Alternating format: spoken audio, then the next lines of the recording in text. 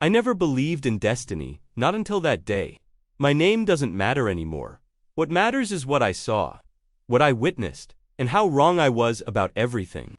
I have been an elder in my village for over 40 years. I was born and raised at the foot of the sacred mountain, the one my grandparents called Evi Marangatu, the land without evil. I learned from childhood that the spirit of the mountain protected our people, that it chose, from time to time, a warrior to guide us. Someone strong, courageous, pure of heart. Throughout my life, I have seen 3 warriors chosen. The first was my own father, an imposing man, broad-shouldered, who hunted jaguars with his bare hands and spoke to the winds. He died defending our village from invaders when I was only 10 years old. The second was Tarumu, my cousin, tall as a tree, swift as the river in flood. The spirit of the mountain shone upon him one full moon night, and we all saw it. He led us for 20 years, until a white man's disease took him. The third was my son, Kao, my pride, my continuation. The boy I trained since he could hold a bow. Strong, fearless, respected by all. When he was chosen at 25, I cried with joy. It was as if my entire lineage had been blessed, but Kao fell into an ambush 6 moons ago. Illegal loggers. He went to defend the territory alone, overconfident in his strength. We found his body 3 days later, next to an abandoned tractor. We buried my son with warrior honors, but the village was left unprotected, leaderless, hopeless, and then the signs began. First, there were the dreams. Several of us dreamed of the mountain trembling, of lights rising from the ground, of ancient voices calling a name we couldn't understand when we woke up. Then, the animals began to act strangely. Deer would come down in groups and stand still at the entrance to the village, staring at everyone, as if they were expecting something. Birds would fly in circles over the same area, always the same place, for days on end. The shaman, Old Tupa, a 90-year-old man who could barely walk, said that the spirit was restless, that he needed to choose a new warrior soon. The mountain is calling, he repeated every night, eyes closed, shaking the rattle. She has already chosen, but you won't like it, ... double quotes. Nobody understood what he meant by that. We, the elders, gathered together. We made a list of the strongest, most prepared young men: Yahin, son of the best hunter; Amanachi, grandson of Taramu, who inherited his grandfather's speed; Cowan, who at 19 years old could already take down 3 men in a fight. We prepared the traditional ceremony, a 3-day fast, a sacred bonfire, a ritual drink made with roots that only grow on the mountaintop. Everything according to tradition. On the appointed night, all the young people of the village gathered in a circle. The women sang, the drums echoed. The shaman blew smoke in the 4 corners and raised his arms to the sky. Spirit of the mountain, show us the chosen one. Show us the warrior who will lead us. We'll wait, and we wait, and nothing happened.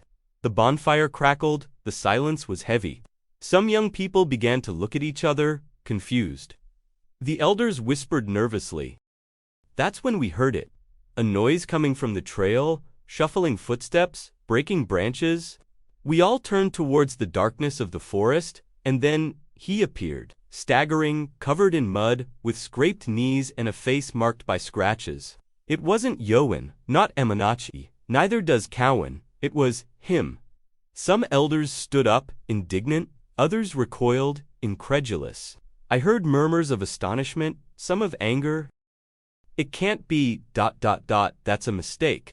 The mountain has gone mad ... but the shaman began to laugh. A hoarse, ancient laugh that came from deep within his heart. I warned you ... double quotes, he said, his eyes gleaming in the firelight. I warned you that you wouldn't like it. And at that moment, while everyone stared in shock, a light began to appear. Not from the bonfire, not from the torches, it came from him, from his chest. A pulsating blue light that grew and grew, illuminating the entire village as if it were daytime. The mark of the mountain spirit, unmistakable, undeniable. I wanted to scream that it was a lie, that it was wrong, that it couldn't be him. But the light doesn't lie, the spirit does not err. And at that moment, everything I believed about strength, courage, and leadership crumbled, because the chosen one, the new warrior of our village, it was someone we had rejected. Someone we had humiliated, someone who, until that day, we didn't even consider worthy of being among us.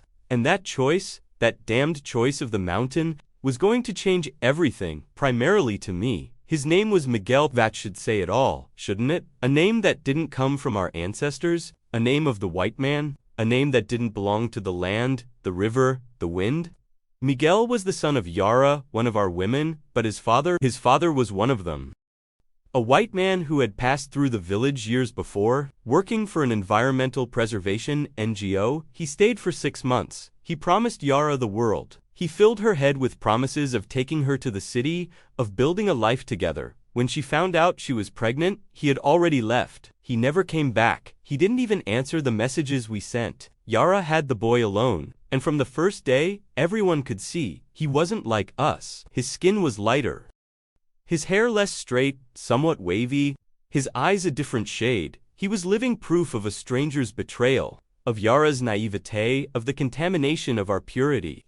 I know how that sounds. I know it's ugly to talk like that, but that's what we thought. That's what I thought. Miguel grew up being called half-blood, the invader's son. Some children played with him, but most avoided him. Parents taught their children to keep their distance, as if he carried some kind of spiritual illness. When he turned 12, we tried to integrate him into hunting and fighting training, as we did with all the boys. But Miguel was different, skinny, uncoordinated. While the other boys hit targets with spears, he missed. While they ran swiftly through the forest, he stumbled. While they fought fiercely, he retreated. That boy has the blood of a coward. I once said to the other elders, I can still hear my own voice saying that, and it disgusts me. At 15, after yet another public humiliation, he had dropped all his arrows during an archery demonstration. Miguel gave up trying. He simply stopped showing up for practice. Instead, he began spending time with women. He learned to plant, to weave, to prepare remedies with herbs, things that, in our tradition, were women's work. This made everything worse. Look at the white man's son, the young men mocked. He can't even be a man. Yara, his mother, tried to defend him, but even she seemed ashamed. I saw it in her eyes, that sadness of someone who wished her son were different, stronger, more accepted. Miguel was 18 years old when that night happened, the night the Spirit chose. And there he was, illuminated by that impossible blue light, trembling from head to toe, his eyes wide with pure terror. No, double quotes was the first thing that came out of my mouth. It can't be him. I rose from my position of honor beside the campfire. Other elders did the same. This is a mistake, shouted Tana, the oldest woman after me. The Spirit is confused. But the shaman shook his head, still smiling that irritating smile. The Spirit never errs. It's you who don't know how to see. The light continued to pulse in Miguel's chest. He looked down at his own hands, as if he couldn't believe what was happening. I don't want this, he whispered. His voice was thin and frightened. I didn't ask for this, Of course he didn't ask. I yelled, and I realized there was anger in my voice. Real anger. You're not worthy, you don't have pure blood, you're not one of us. The words shot out like arrows. I saw Miguel's face contort in pain. Yara took a step forward, tears streaming down her face. He's one of us. He was born here. He grew up here. It grew like a shadow, I retorted. Like a stranger who never belonged. And now the mountain chooses it? For what? To humiliate us? Other elders began to speak at the same time, voices overlapping. There has never been a mixed-race warrior. He doesn't even know how to fight. This is a curse, not a blessing. Yoan, one of the strong young men we expected to be chosen, spat on the ground. I'm not going to follow him. I'd rather die. Several other young people murmured in agreement. The light in Miguel's chest began to pulse faster, almost frantically. He put his hand to his chest, groaning in pain. It hurts. It burns. Double quotes. The shaman struck his staff on the ground, and the sound echoed like thunder. Silence. Everyone stopped. The old man rarely raised his voice like that. The mountain has chosen, he said, slowly, authoritatively. You can scream, you can complain, you can spit and growl like wounded animals, but the choice has been made. The mark is on him. And if you reject the chosen one of the Spirit, ... double quotes, he paused, his gaze sweeping over us all with that penetrating look, ... you will be rejecting the mountain itself. And you know what happens when we reject ancestral protection? A chill ran down my spine. We all knew the stories. Villages that disobeyed the spirits, that broke sacred traditions, none survived. So, what do you suggest? I asked, trying to control my voice. That we place our survival in the hands of a... I couldn't finish the sentence. From a chosen one, the shaman finished. That's what he is. Like it or not, Miguel was still in the center of the circle, now kneeling, holding his chest. The light began to dim, but still shone softly, pulsing to the rhythm of a heart. Yara ran to him, hugging her son. Everything's all right, my son. Everything's all right, ... It's not. Miguel cried. Yes, he cried, tears streaming down his face. Mom, they hate me. I can't. I don't know how ... double quotes, the mountain will teach you, said the shaman, approaching. But you must accept it. You must climb to the top. Go through the ordeal. The ordeal, another ancient tradition. Every chosen warrior had to spend 3 days and 3 nights atop the sacred mountain, alone, without water or food, confronting the spirits and their own demons. It was there that they received the visions, the teachings, the true power. My father had done it. Teramu had done it. My son Kao had done it. They all returned, transformed, stronger, wiser. But Miguel, I looked at that skinny boy, crying in his mother's arms, and I was absolutely certain he wasn't going to survive. He will die up there, I said, not to the shaman, but to everyone. That's what will happen. And then we will be left without a warrior, and without the protection of the spirit, or else, said the shaman, looking directly at me, he will return and prove that everything you believed about strength was wrong. That irritated me deeply. Who was that old man to question our beliefs, our traditions? Strength isn't a matter of belief, I retorted. It's a fact. You're either strong or you're not. You either manage to protect your people or you don't. And that boy has never even managed to protect himself. I remembered all the times Miguel getting beaten up by other boys, Miguel being pushed, Miguel with his face covered in dirt, bleeding from the nose, while the others laughed. He is weak, I concluded. And a weakling cannot be a warrior. That's when Miguel raised his head. His eyes, normally downcast and elusive, met mine. And for the first time in my life, I saw something different there. It wasn't anger, it wasn't hatred. It was sadness. A deep, old sadness, as if it carried the weight of 18 years of rejection. You're right, he said, his voice breaking. I'm weak. I always have been. I've never been good at anything that mattered to you. She swallowed hard, wiping away the tears with the back of her hand. But I didn't choose this. I didn't ask to be born this way. I didn't ask to be the son of who I am. I didn't ask to have this skin, this hair, this blood that you hate so much. His voice grew firmer, and I didn't ask to be chosen now, but ... He looked at his own hand, where the light still shone faintly beneath the skin. ... If the spirit wants me, then I will go.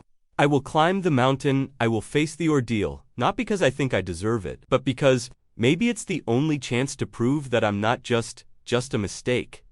Silence. A heavy, uncomfortable silence. Yara sobbed, hugging her son tighter. The shaman nodded, satisfied. And I felt something strange in my chest. Something I didn't want to name. Because if it was guilt, I'd have to admit I was wrong. And I couldn't be wrong.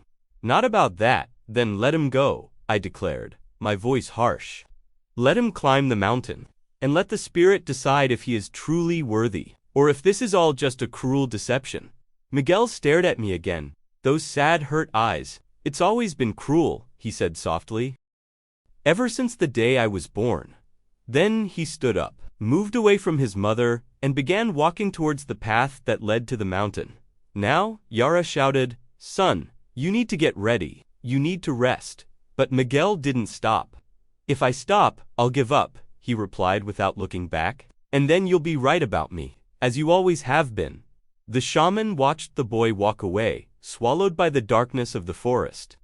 3 days, he said to everyone. In 3 days, we'll know.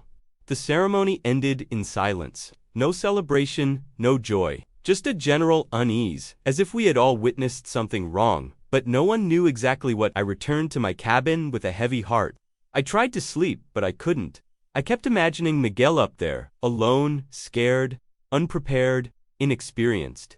He's going to die, I repeated to myself, and his blood will be on the hands of the spirit, not mine. But even saying that, I knew it was a lie. Because I could have been kind. I could have welcomed that boy from the start.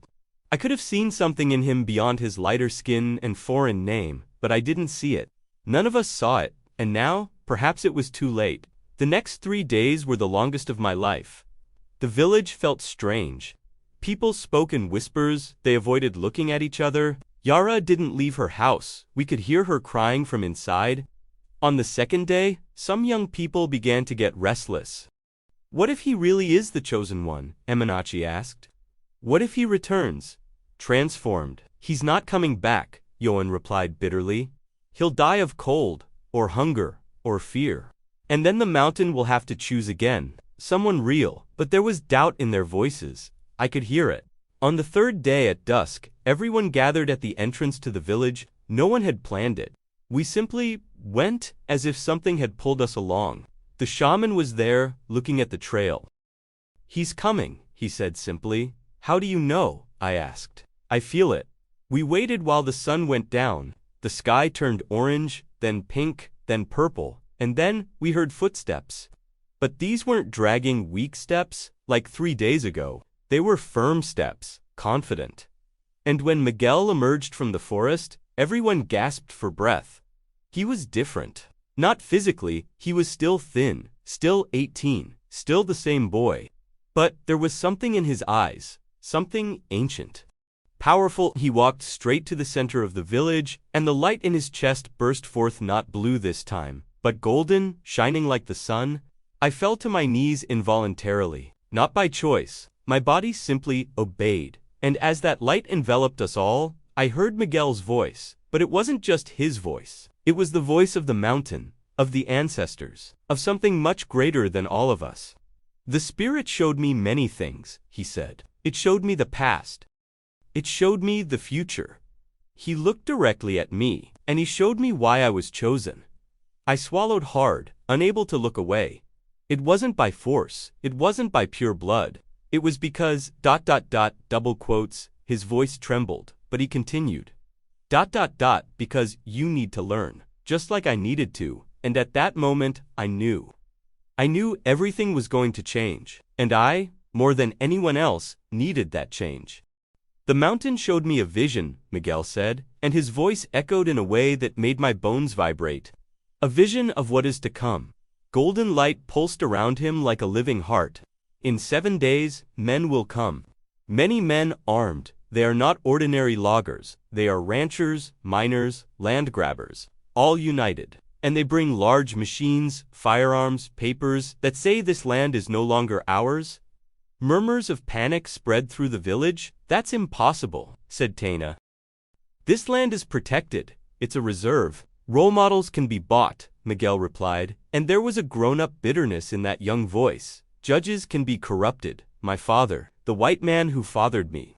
The mountain showed me him too. Yara sobbed loudly. He is among those who are coming. He signed the papers. He knows the exact location of the village, the roads, the defenses. And he is coming because, Miguel closed his eyes, as if the truth hurt too much. Double quotes, because he wants to erase the mistake he made. He wants me to have never existed. He wants this village to disappear, so that no one will ever find out that he left a son here. The silence was absolute. Lies, Yoan shouted. You're making this up to win our sympathy. But the shaman shook his head. Chosen warriors do not lie about sacred visions. They cannot. The spirit does not allow it. I felt my stomach sink. 7 days, just 7 days to prepare for an invasion. How many men? I asked, my voice coming out hoarse. 30, maybe more. 30, there were only 42 of us in the village. 15 were elders or children. 15 were women. That left 12 young men capable of fighting. 12 against 30 armed men. It was a massacre that had been predicted. Then, We are doomed, said Yoan, and for the first time there was fear in his voice. We cannot win, we must flee. Abandon the village and go deep into the forest. No. Miguel's voice cut through the air like a blade. We will not run away. We will not abandon the land of our ancestors. We will fight, but not in the way you imagine. He began to walk in circles, and the golden light followed him. The mountain taught me something. It taught me that there are many kinds of strength. The strength of the body, yes, but also the strength of the mind, the strength of the heart, the strength of the earth. He stopped and looked at Yoan. You are strong, fast, good with a bow and spear, but you fight alone. You fight to prove you are the best. That doesn't win a war. Yoan clenched his fists, but did not answer. Miguel looked at Aminachi. You are clever. You know the forest better than anyone, but you keep that knowledge to yourself. You use it to stand out. That doesn't protect a people. Then his eyes met mine. And you are wise. You have lived a long time. You have seen a lot, but your wisdom is trapped in the past, in how things were, in how they should be, and that prevents us from surviving what is coming. Each word was like a well-aimed arrow. I'm not as strong as you wanted, Miguel continued, his voice choked with emotion. I'm not fast. I don't know how to fight. But the mountain didn't choose me to be what you thought you needed. It chose me to teach you what you really need. And what would that be? I asked, and there was defiance in my voice. Because even seeing that light, even feeling that power, a part of me still resisted. I still didn't want to believe. Miguel took a deep breath. Union. Not the union of bodies, but of hearts, of gifts, of differences. He pointed at the women. They know how to make poisons from plants. They know how to weave traps. They know how to heal, but they also know how to hurt. He pointed to the elders. You know every stone, every tree, every hole in this land. You know where the ground is weak, where the invaders will stumble. He pointed to the children. They are small, fast, they can carry messages, move things, hide where adults can't fit, and then he pointed to himself. And I am two worlds. I know the village, but I also know the white man's mindset. I know how he thinks, how he attacks, how he underestimates. The light began to dim, and Miguel faltered, as if all that power was draining him. Yara ran to hold him back, but he raised his hand, asking her to stop. 7 days, he repeated, we have 7 days to stop being individuals and become a single weapon, a single mind, a single people. He looked at them all, one by one. You can continue hating me. You can continue thinking I'm unworthy. But if you don't work with me, if you don't trust what the Spirit has chosen, we will all die, all of us. And then the light went out completely. Miguel fell to his knees, exhausted, breathing heavily. The shaman went to him and placed his hand on his head. The mountain has spoken, and we will obey. He looked at me, waiting. Everyone looked at me, because I was the head elder, the de facto leader. And if I rejected Michael, many would follow my example. I looked at that boy lying on the ground, sweaty, trembling, thin and weak, as he had always been. But something was different now. Not him, in me. For the first time, I truly saw him, not like the invader's son, not like the mixed-race person, not like the weak, but as someone who, despite all that he had suffered, was still there, still getting up, still wanting to save people who never loved him. That was strength, a strength I never had, because when my son died, I gave up, I sank into bitterness, I blamed, I became bitter. And that boy, who had suffered his whole life, still believed, he still fought. I took a step forward. Everyone held their breath. I knelt before Miguel. And, for the first time in 40 years of leadership, I bowed my head to someone. Forgive me, I said, and my voice broke. Forgive me for everything, for every cruel word, for every look of contempt, for having denied your worth from the day you were born. Tears streamed down my face. Tears I hadn't shed since my son's funeral. You're right, I was stuck in the past, in what I thought was right, and I almost destroyed our future because of it. I lifted my head, meeting those young, tired, surprised eyes. I follow you, not because the Spirit commanded it, but because you are the warrior we need, and I was too foolish to see it.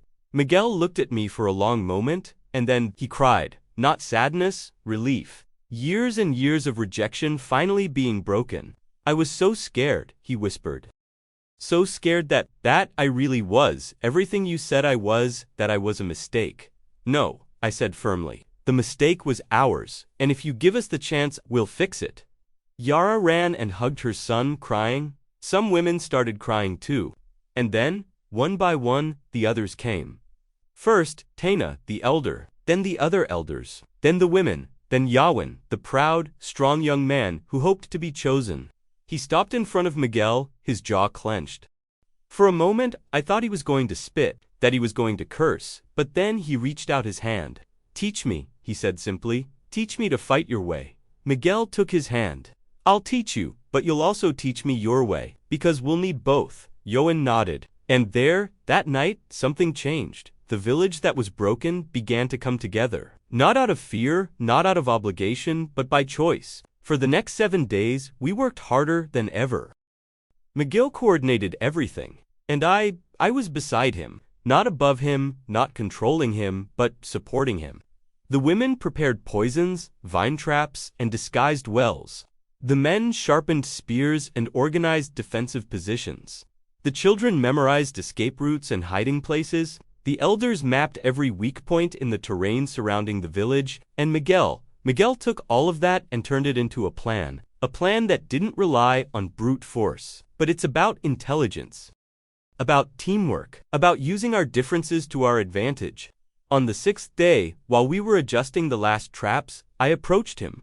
Are you afraid? I asked. He looked at his own hands. I'm terrified, he admitted, but I won't let fear stop me, not this time.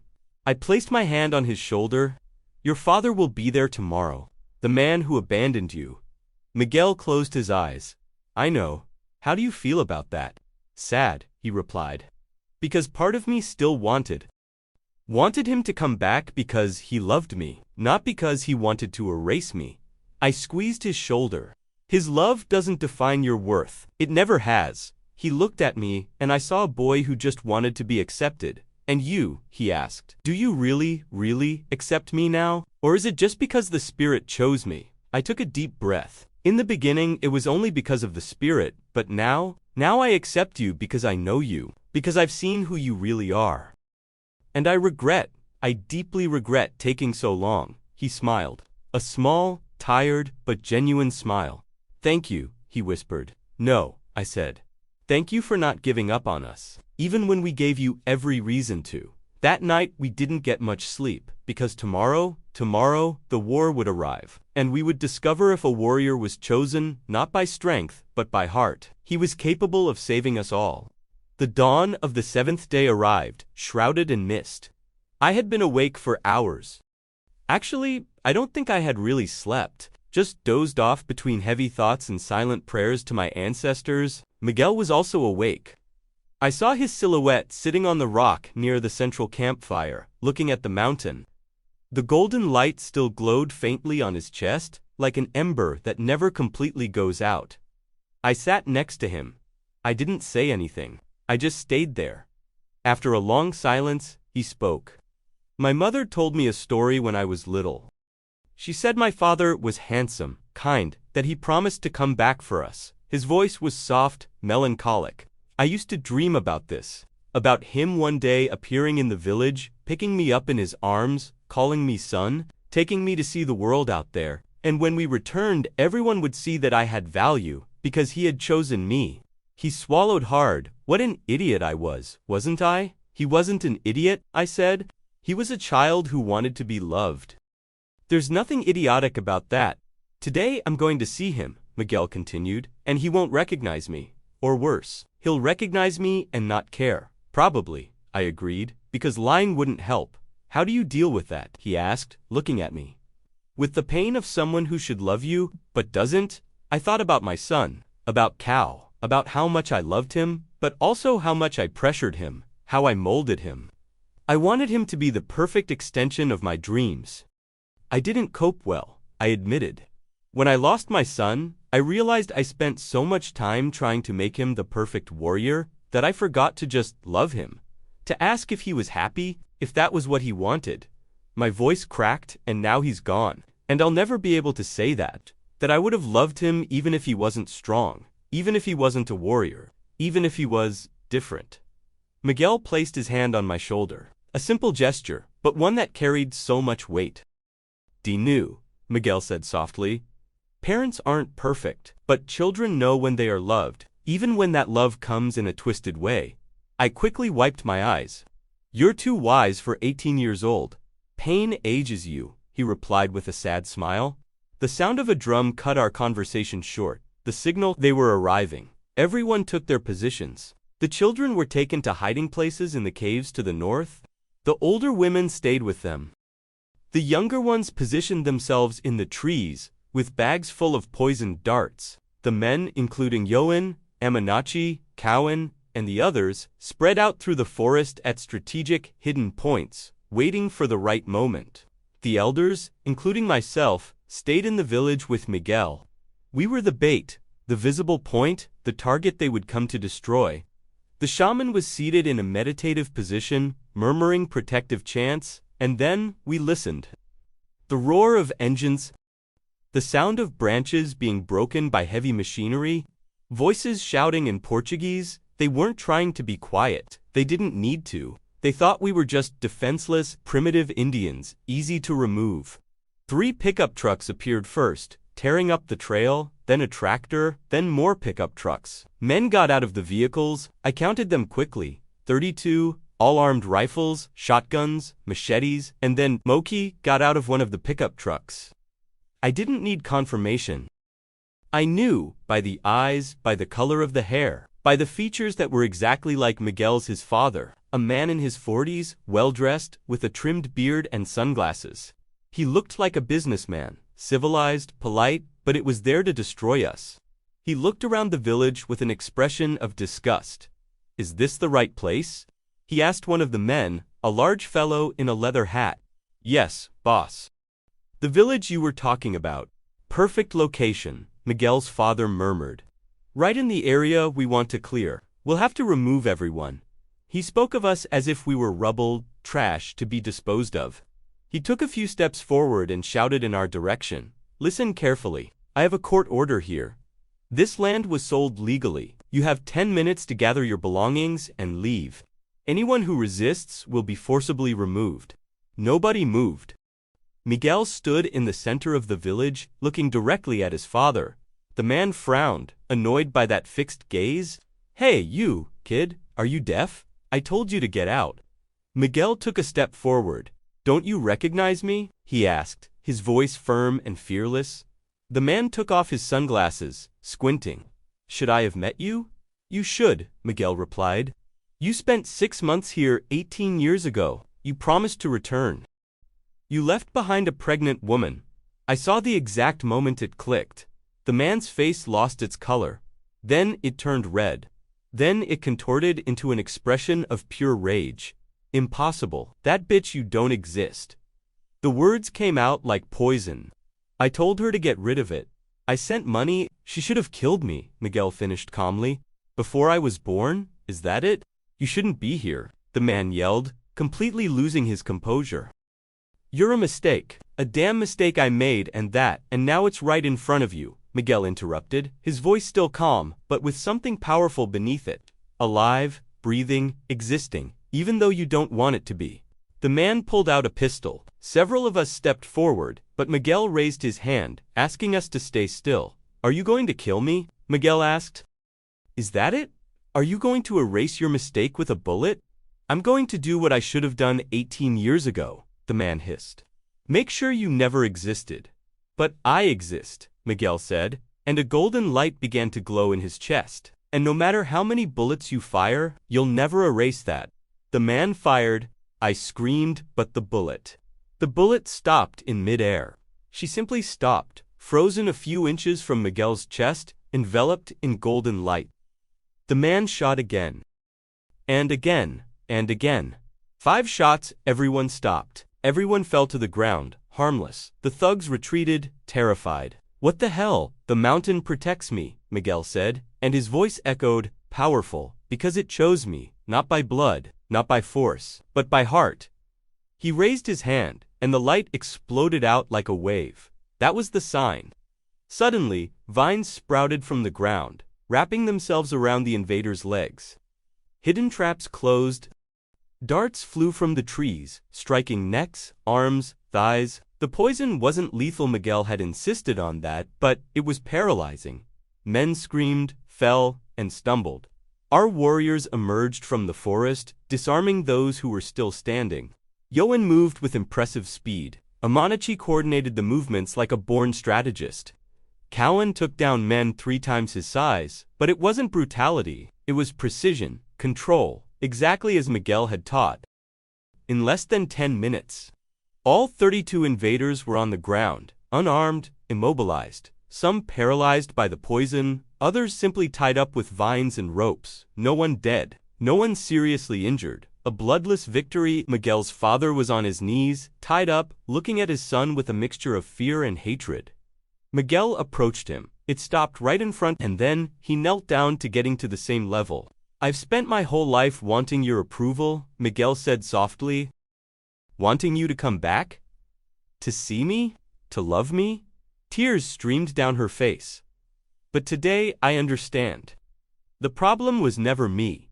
It was never my blood, my skin, my existence. The problem, it was always you." He took a deep breath. "You are weak. Weaker than I have ever been. Because I even rejected, even hated, still chose to love. I chose to protect. I chose to stay." He stood up, "And you chose to run away. You chose to destroy. You chose to erase what bothered you instead of facing it." Miguel looked at the other fallen men. "You will be handed over to the authorities. The forged documents will be exposed. And this land will continue to be ours, because we defend it not with hatred, but with unity." He turned to me. "Elder, what do we do with them? I could have told them to kill us, to avenge all the times people like them attacked us, removed us, destroyed us.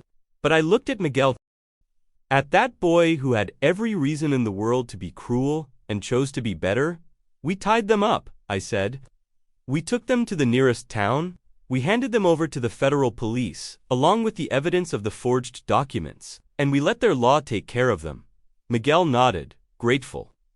3 days later, after all the invaders were handed over to the authorities, after lawyers from indigenous organizations took up our case, after the media began covering the story, the village finally breathed a sigh of relief.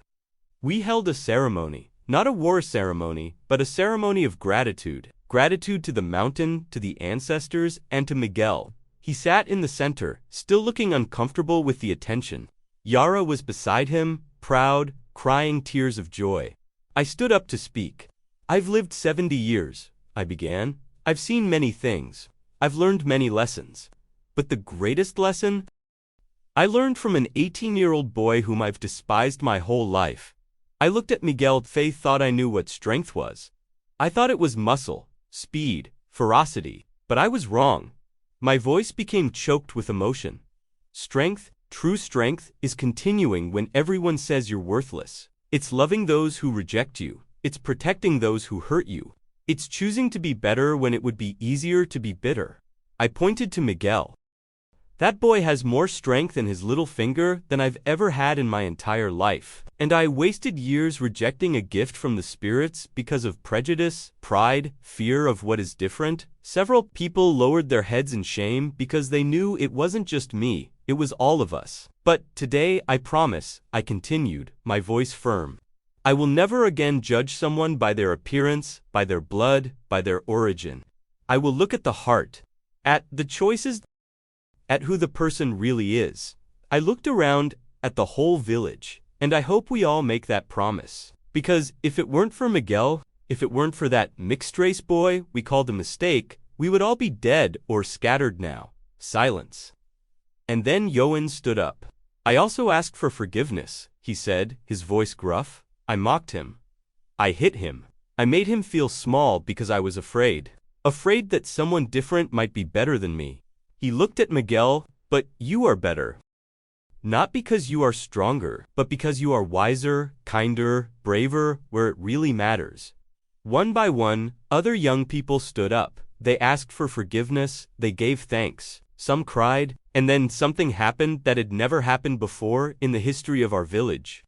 Everyone knelt before the chosen warrior, not out of fear, not out of obligation, but out of respect, out of love, out of gratitude. Miguel cried. He cried like the wounded child he had always been. But he also smiled like the warrior he had become. Months have passed, the land was officially recognized as ours. The invaders were prosecuted. Miguel's father disappeared. We later learned that he fled the country to avoid prison. Miguel never spoke of him again. I think he finally made peace with the fact that some people don't deserve a place in our hearts. The village has changed, not superficially, but profoundly. We began to value all kinds of skills. Boys who weren't good at fighting but were good at crafts were celebrated. Girls who wanted to hunt were trained. Elders were listened to not only about the past but consulted about the future and differences. Differences have become strengths, not weaknesses. Miguel became not only our warrior but our leader, not because the Spirit chose him, but because he proved, day after day, that leadership is about serving, not dominating. As for me, I learned the greatest lesson of my life, that wisdom is not about knowing everything, but about being willing to learn, even especially from those you think have nothing to teach. Today, sitting here telling you this story, I am 73 years old. Miguel is 21. He's out there now teaching children, not just how to fight, but how to think, how to feel, how to include. And when I look at it, I see what we almost destroyed through ignorance. I see what we almost lost because of fear. I see what we almost threw away because we couldn't see beyond appearances. The mountain chose Miguel not to save us from the invaders. He chose him to save us from ourselves, from our prejudice, from our rigidity, from our inability to see value in what is different. And if you're listening to this story, if you've made it this far, maybe it's because you also need to hear this. Strength is not in the body, it's in the heart. Value isn't in the blood. It's in the choices. And a true warrior is not the one who wins battles, but the one who chooses to fight them for the right reasons. Miguel taught me that. A mixed-race boy, rejected, despised, wounded, who became the greatest warrior our village has ever known, not despite their differences, but because of them. And I, who should have been your teacher, became your student, and I learned that it's never too late to change. It's never too late to ask for forgiveness. It's never too late to truly see, so whoever you are, wherever you are, if there is someone in your life whom you have rejected for being different, if there's someone you've judged before you've even met them, if there's someone you've called weak, wrong, or not belonging, look again. In truth, because it could be the spirit of the mountain, or the universe, or God, or whatever you call it. I didn't put that person in your path so that you could fix them, but so that she can fix you. How Miguel fixed me, how Michael saved us all. And I will be eternally grateful for having lived long enough to learn this lesson. Even though it took 70 long and stubborn years, the golden light still shines on Miguel, but now, it shines in all of us, because he taught us to see the light in each other, even especially in places where we thought there was only darkness.